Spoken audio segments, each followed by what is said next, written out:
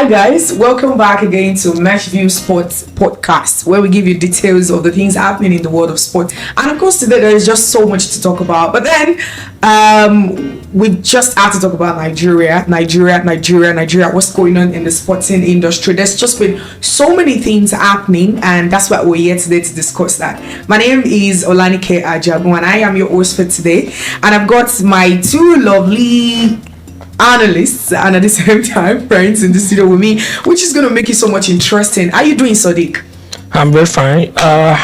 Nice to be here. Maybe podcast sports. It's a great one. You know, so many things happen in Nigeria, and when you look at Nigeria, there's no way you wouldn't mention sport, especially football. Football is what we thrive on. You know, it's a unifier for us. If no matter our political or tribe differences, once it's action for the Super Eagles, you just got a very beautiful woman right here with me. She's very beautiful. I've complimented her off stage that her hair looks so gorgeous. How you doing, Ebere? I'm fine. It's really, really cool. Like Sodiq said, sports is not complete without talking about Nigeria, talking about everything happening in the continent, like in our country and outside our country that has to do with Nigerians in sports. So it's a very, very good one to be here, and let's get it all rolling. Let's get it all rolling. I love the energy, I love the whole vibes that he's bringing, which means that all of our viewers, you guys are in for a long ride on this episode. It's again Mesh View Sports Podcast. Now let's dive quickly straight up at the very first one. So far, and that is it. Is a foreign manager a necessity for the Super Eagles of Nigeria?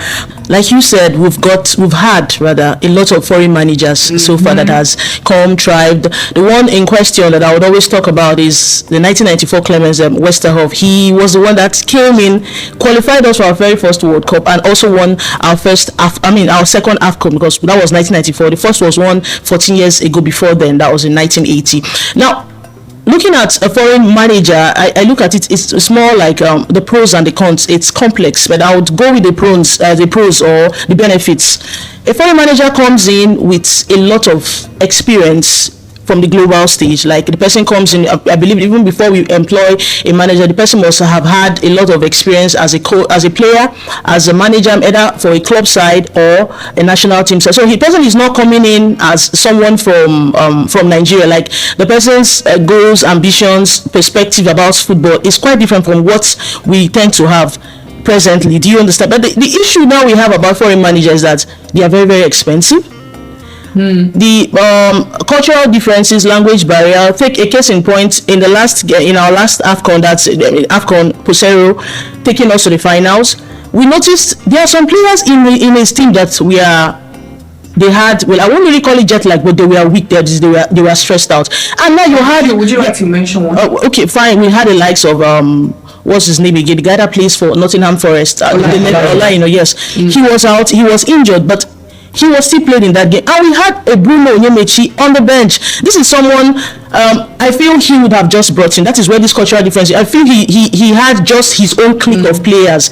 Whether you're playing well, you're not playing well, for the fact that you are in his good books, do you understand? You just have to play. And leaving out most of our other players that could even come in and give something good. So, cut in before I move to Sodiq to want to hear his opinion about the if foreign coaches are like a necessity. You mentioned the last AFCON where the Super Eagles got to the final against Cote d'Ivoire. Unfortunately, they lost 2-1. But at the same time, Olanike was a crucial person in all of the games from the group stage down to the final. However, you mentioned like some cultural diversity, and Sodiq, don't you think that Joseph Pesero didn't really trust any other player to handle that position for him? Well, like I've always argued, managers are favorites.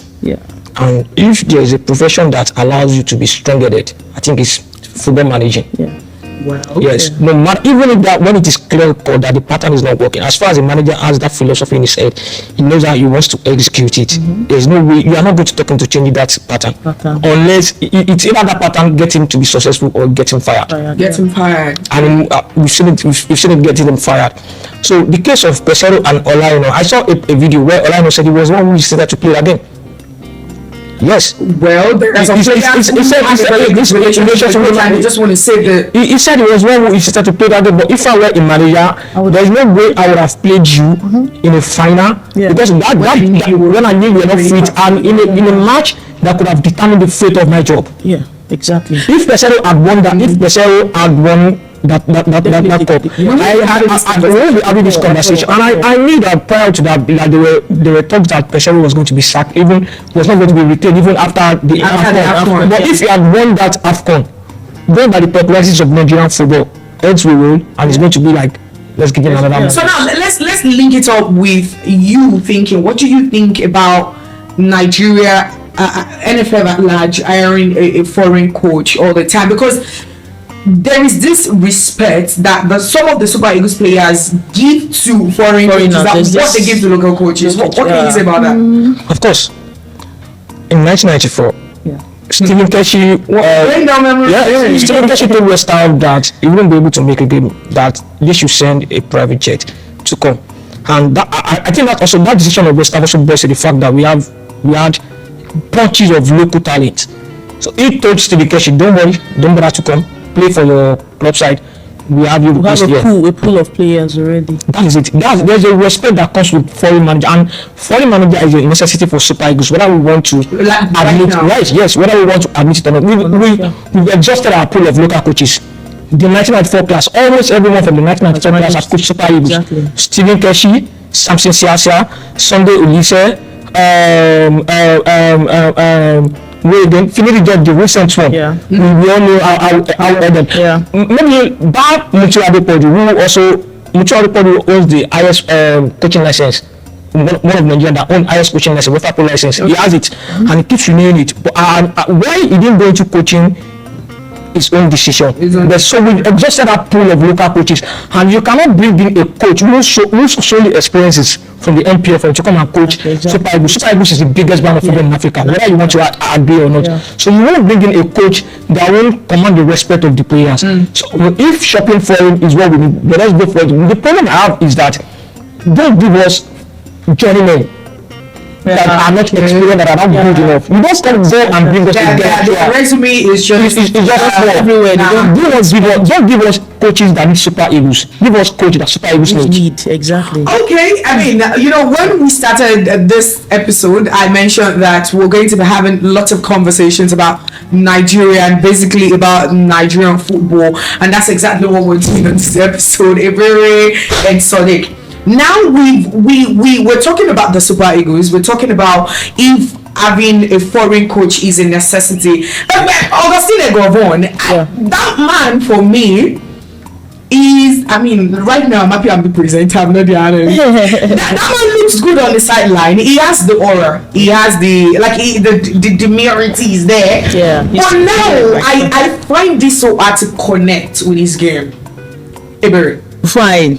Eguavo is a good coach now, but when you look at the number of times he has managed the Super Eagles, he has not managed the Eagles six months straight. It has always been 2 years, two games, 3 games, 3 months. He has never had a long-term span. So I don't know how we are going to judge him based on 2 games, 3 games, whereas our foreign managers, we tend to give them a longer contract extension. People have been saying, okay, fine, he did well to an extent against the Benin Republic. He came in, changed the philosophy of what Finidi George had before. We won against Benin Republic and unfortunately drew against Rwanda. And people are okay, fine, why don't we give it to him on a platter, on a permanent basis, instead of this temporary cut and join kind of situations we tend to find ourselves with him. He said something a few days ago. He said, if you want me as a permanent manager, there are certain things that has to be put in place. I would need a longer contract because, like I said, he has never been given the opportunity to manage the Super Eagles for like 1 year. It's come in, help us fix this, and that's just like a short term. Do you understand? So he wants a job as in job security, because I don't come in now and you're giving me 2-3 months. I need something of a longer contract. I need support. Do you understand? And I need patience. It's not a quick fix. It's not a quick fix. I think you have a point there where you mentioned that it's always based on just short-term. So we can't really judge him based on that, because of course you said something about Genetro. He has been in Super Eagles for like 5-6 years. Exactly. I think you can say in a scale of preference, look at he had a long period, and what he just got for us was just bronze. And it doesn't make sense. So now let's take a look at Sodiq. Let's take a look at Ajagun. His resume on Google speaks for himself. I think he's a decent coach, and maybe I might find a way to connect his games when there is like a longevity for him as the coach of the Super Eagles. But now, so coming to you, looking at the caliber of talents that the Super Eagles possess right now, because you cannot just undermine what these guys have been doing for the last couple of years. You want to talk about one of like the top 5 best in the world right now, Ademola Lookman for Atlanta. You want to talk about Victor Osimhen himself. You want to talk about Olanike. There is Kevin Bassey. There is even Alex Iwobi, who has gained back his confidence after that social media brouhaha in the last AFCON. Now, with the talents that the Super Eagles possess right now, do you think Ajagun can do something with them? Yes, he can. Yes, he can. You know, Ajagun is a big personality.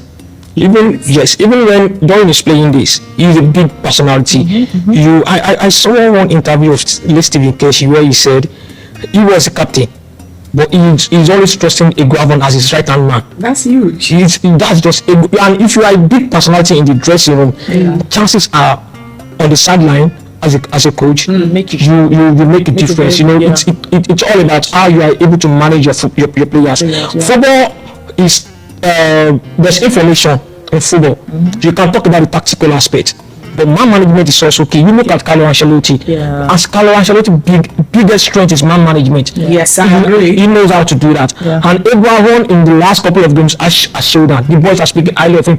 When the two Remo Stars, coach and Daniel Ogumodede and Felix Lechiku, imagine local coaches being selected as his right hand man to manage the game. And both interview, I spoke with 2 of them, and they said the way the Super Eagles welcomed them, especially Captain Ajagun, it was amazing that they never anticipated that. We also it on social media. It was a one. They understand that. So that is rare, and the reason why that happened was because of the respect they give to Ajagun, how he's been able to talk to them, manage them.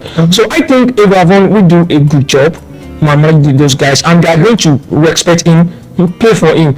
The only thing I struggle to wrap your head to wrap my head around is, I don't know if this is friendly on air, but I'm going to say it. It's Mesh podcast. Is that most time the coach, they get ahead of themselves and they forget that these athletes, they are meant to. They've seen money. It is sometimes it's difficult to control men who are seeing millions. It is difficult to control men who are seeing millions. Like is this where is this coming from? Yes, where it's coming from is that you look at, I don't know if you are still going to get it, but you look at the part Victor Osimhen had with Finidi. Well, it's on the itinerary to talk about today. So Victor Osimhen will never do that to a foreign coach. You know what, Sodiq? I think we should skip and let's still continue talking about. We're going to have that conversation because it's already on the list of the things that we want to have a conversation about.